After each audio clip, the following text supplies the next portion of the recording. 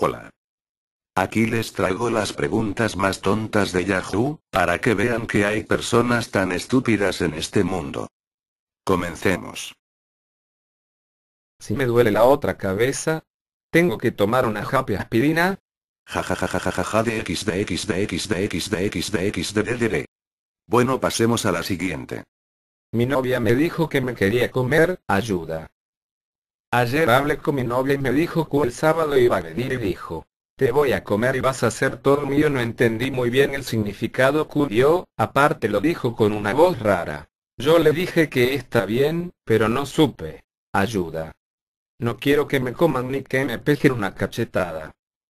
Quiero seguir vivo. Ayuda. Lo que ella quiso decir es de que te iba a esperar con un machete para sacarte las tripas y después comérselas. Siguiente. Porque nadie me cree que mi perro puede volar. Es un secreto que lo he guardado por todo este tiempo y ya tenía que contarlo, y cuando pensé que iba a encontrar algo de comprensión, entonces ahí la indiferencia. Yo te creo. Siguiente. ¿Cómo enseño a hablar a mi gato? Quiero que hable como el gato de Alicia en el País de las Maravillas, porque ese gato sí habla y el mío no.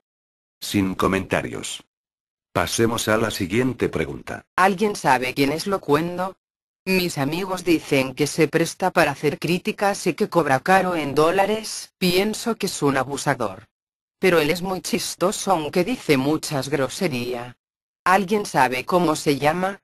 ¿Ese alguien me pueden dar su messenger? Es que quiero jugarle bromas a mis amigos para que se asusten. Muchas gracias, espero sus respuestas. Pero qué puta pregunta es esta. Bueno, esas fueron todas las de este vídeo. Luego haré una segunda parte. Nos vemos.